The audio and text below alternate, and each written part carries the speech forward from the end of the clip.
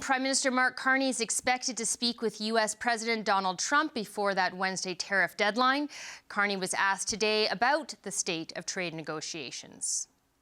Frankly, we'll have opportunities over the next 48 hours to discuss in more detail as the negotiations go forward, and I think that's the best forum. The most important thing happening this week in Canada is today's announcement. That announcement was a new Churchill Falls energy deal between Newfoundland and Labrador and Quebec. For more, I'm joined by Energy and Natural Resources Minister Tim Hodgson. Thanks for joining us, Minister. Good to be here. So I want to get to today's news about the Churchill Falls deal, but first, I can't not ask you about the impending deadline that we're facing. Canada could be facing 50% tariffs on a whole host of new products. Do you believe those tariffs will come into effect on Wednesday? Look, I believe that Prime Minister Carney and Minister LeBlanc will do the very best job for Canadians. We, however, do not control what the United States does. We can control our own destiny, however, and that's why the Prime Minister was here in Newfoundland and Labrador today in partnership with the Premier of Quebec and in partnership with the Premier of Newfoundland and Labrador to announce the largest private sector investment in the history of this country, $70 billion, the largest clean energy project in the history of North America. Well, we can't control what the Americans do. We can control our own destiny. We can build our own destiny. And that's what we're doing today.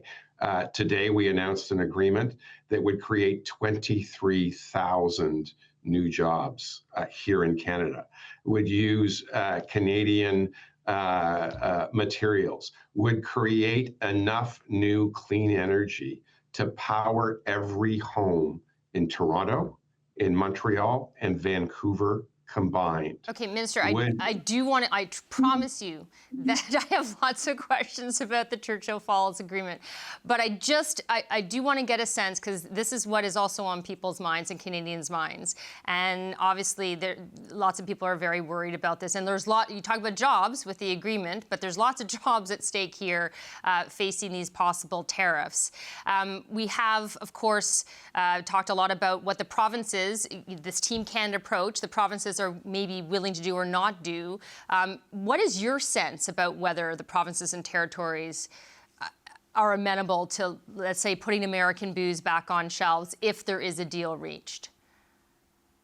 So the negotiations are being led by the Prime Minister and Minister LeBlanc. They're doing a great job.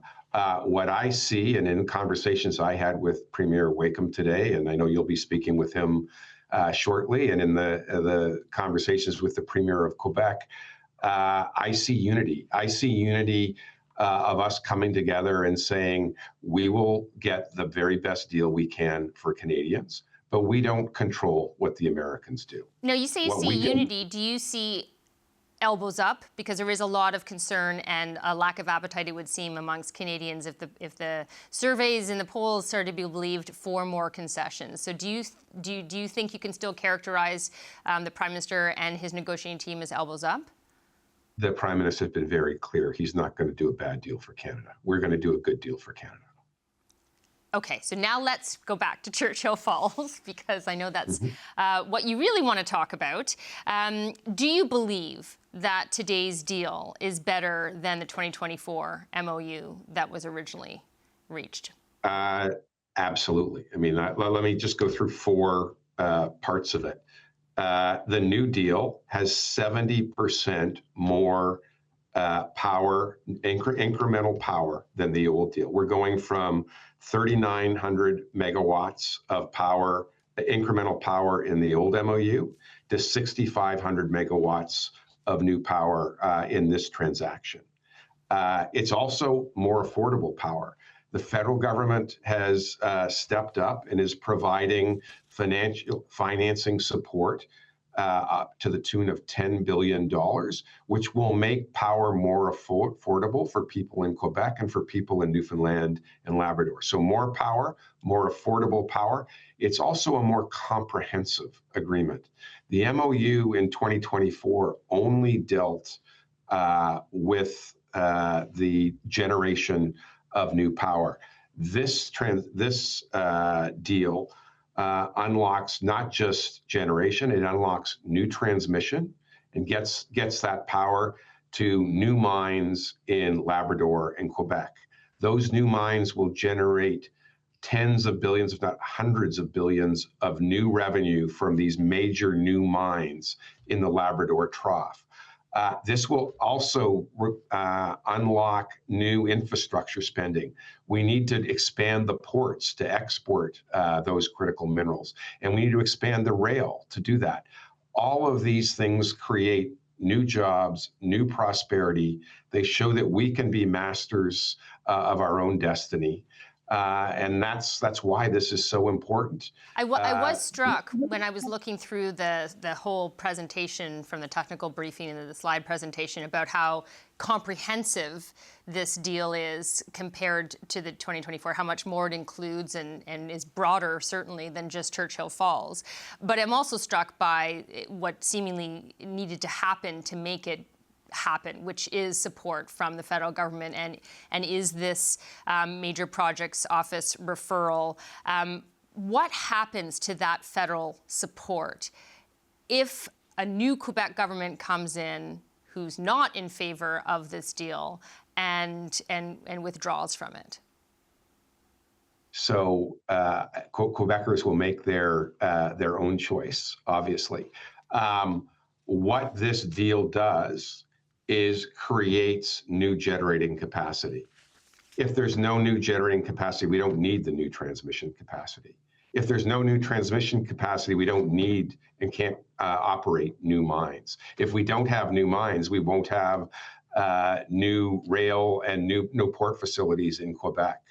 At this time, when we are staring down the barrel of these tariffs, when we're in a more dangerous world, I think Canadians want the federal government to work with provincial governments to create new generating capacity, to create new transmission, to create new mines, to create the need for new rail and ports, because all of that creates jobs, all of that creates prosperity, and all that creates an alternative to the chaos outside our borders.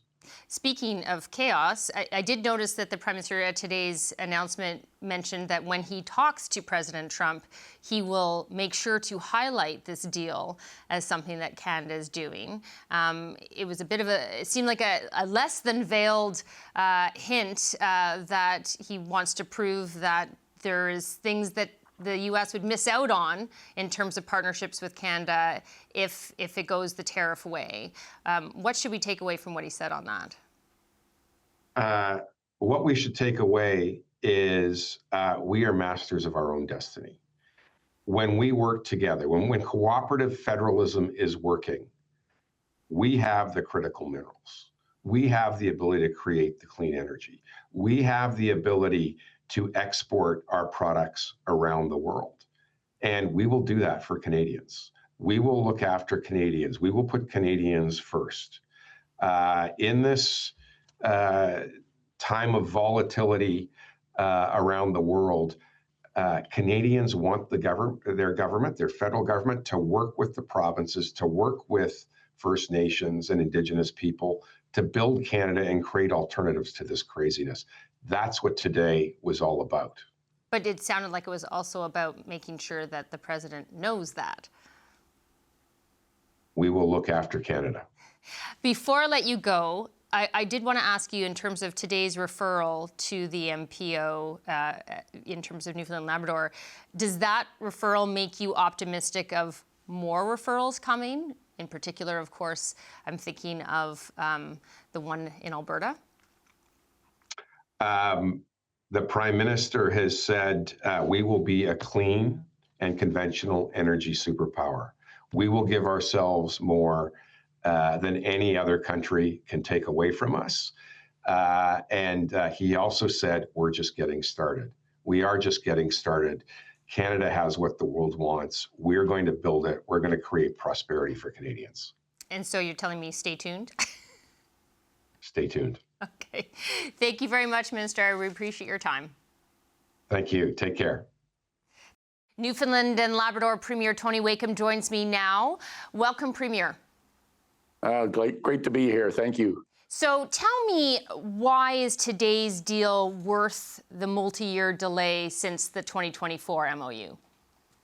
Well, when we started out and I asked for the independent review to be done, the independent review came back with a series of recommendations, and I mandated the negotiating team to follow those recommendations. And as a result of that, we have a new and better deal now that delivers more power, more transmission, more value, and a federal government involvement that we never had before. And I want to get to some of the improvements in a moment, but speaking of that independent review that you set for the previous MOU by the previous government, why not do the same thing here with this deal? Well, we've already been through an independent review, and that's why we did it. That's what I had asked for right from day one, was an independent review. We did that independent review. They did a great job, came up with a series of recommendations, and that's what we followed to develop this new deal. And you also campaigned and were elected quite prominently on this promise of holding a referendum on any new deal before signing it. You're no longer doing that. So what do you say to the voters who were expecting a referendum and won't be getting one this time? That was a difficult decision for me, and I know there will be people in the province who will be disappointed in that, and I accept that. But this was an opportunity when you start listening to the federal government's involvement and when they are talking about electricity corridor across the country and the urgency to get things done. And for me, the opportunity to have our projects on the major projects list. I didn't want Newfoundland and Labrador to be left behind.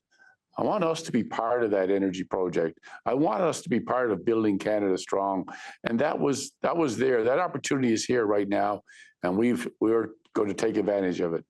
Well, to that, speaking to that federal support, the $10 billion in federal support, plus a commitment to develop the Gull Island hydroelectric project, to what extent did this get over the finish line because of federal support? Oh, absolutely. I had many conversations with the Prime Minister. We talked about what was possible, and the federal government commitments here are huge for both Quebec and for the province of Newfoundland and Labrador. And I really believe, as has been referred, the largest clean energy project in the history of North America. That's what we're talking about here. And this has the potential to be a $60 billion, $70 billion investment. Now, your release says the effective price for electricity sold is 7.4 cents, and Premier Frechette today said it's 6 cents. And you also said today that there's still some language being finalized. So does that mean there's still some key terms like the price of electricity that's still up for negotiation? Well, I think what we're agreeing on is, look, we had a negotiating team that had presented to us and told us exactly how that will work out. I'm not sure, I can't speak to how Quebec arrived at it, but I'm confident in the numbers that our negotiating team have presented to us.